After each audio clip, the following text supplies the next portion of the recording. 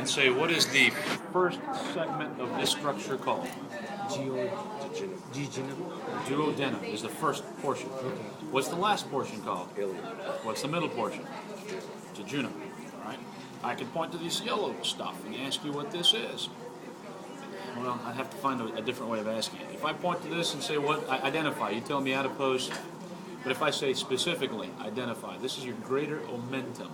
The greater omentum That's comes what that off you was asking about. the greater curvature here. And it's just a pad of fat that covers the intestines and acts as protection, padding, insulation, attachment points for blood vessels and things like that. And the lesser omentum would be underneath. The lesser omentum is on the lesser curvature, because the stomach has two curves, the greater curvature and the lesser curvature. So the fat coming off of the greater curvature becomes a greater omentum, and coming off of the lesser curvature is the lesser omentum, which connects the liver to the stomach to help stabilize those organs to each other. Right? So that's what the greater and lesser is related to. Exactly. All right. If I point here and say specifically identifies transverse colon, this is your hepatic flexure right here. The splenic flexure. Flexure simply means where it bends or curves. This would be your descending colon. And there's actually a different model that shows the sigmoid colon and the rectum. And that same model actually shows the cecum, which is the initial point of the colon. It's called the blind pouch. And then it becomes the ascending colon. And coming off of the cecum will be the appendix, which this model doesn't show. But This is the cecum. here you go. I didn't know. Cecum and the appendix right there. What's it called? What appendix? And before that, veriform. Vermiform means worm-like. It's Latin for worm-like. I didn't know it had more than one name. This is the cecum, and it's the blind pouch, and right here where the ileum joins the large intestine, this is called the iliocecal junction. We have both of those structures meeting. Okay, and the actual path it takes, the small intestines first, Duodenum, jejunum, ileum, into this portion, ascending, transverse, descending, sigmoid, which goes back behind here, and then rectum. The word rectum means straight. So this is roughly 6 inches straight, and this is the storage tube for the feces. Right, notice the color. And it's lighter coming out of the small intestine, and it's very liquidy. So the main function of the large intestine then, aside from producing certain vitamins, is to absorb or reabsorb water, so that as it travels this direction, it gets more and more packed. So by the time it's here, it's a nice packed piece of feces. And if you have, you know what colostomies are, right? Well, depending on where the colostomies are, usually the colostomies are up on the left side here. And what comes out is going to be the consistency of pudding. But depending on the colon damage and those kinds of things, they can put them further on the right or lower down on the ascending. And the further down you go this direction, the more liquid it becomes. The less liquid it becomes that direction. Colostomy.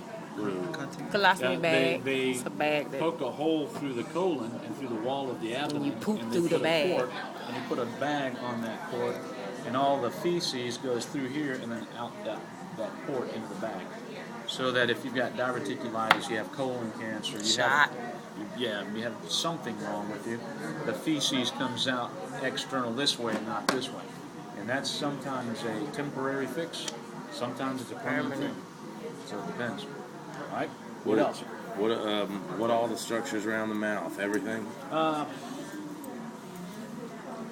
Definitely know the 3 salivary glands. The word parotid means par next to otid, the ear. So this is next to the ear, that's your parotid salivary gland. Par next to otid, ear. All right? The sublingual, prefix sub means beneath, lingual tongue. So this one's directly beneath the tongue, sublingual salivary gland. And this one, submandibular, all right, because it's beneath the mandible salivary gland, all right? So that's what I would ask you here. On this, I could use this model to show the nasal concha, the nasopharynx, the oropharynx, the laryngopharynx, epiglottis, thyroid cartilage, cricoid cartilage. I could point to that and say, what is this? Tongue, esophagus, here's your stomach, pancreas, there's your liver, there's the gallbladder, there's your duodenum.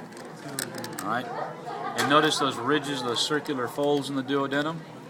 They're called circular folds. They can also be called technically the plici circularis. So they actually major duodenal papilla or something like that? No.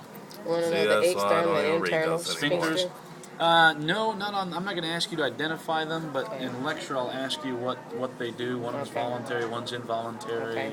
and those types of things. Okay. So epiglottis, it just folds down when you swallow to cover the. Well, as we swallow, some of the hyoid muscles, but behind the platysma, will contract. As they contract, they pull the larynx upward. So when I swallow, Okay. it goes up. Right. As this goes up, it engages the epiglottis. The epiglottis folds down and it covers the trachea, so that whatever I swallow then goes down the esophagus.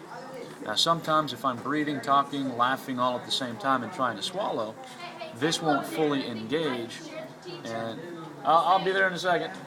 You gonna get choked. And Is that how you get choked? Listen to them, yes. They're arguing over it. and things will actually go down into the trachea, and you get choked. You get high. And then on the stomach, on the various individual stomach models, I'll ask for the lesser curvature, the greater curvature, the cardia region, the fundus, the cardia, the body, the wrinkles of the rugae,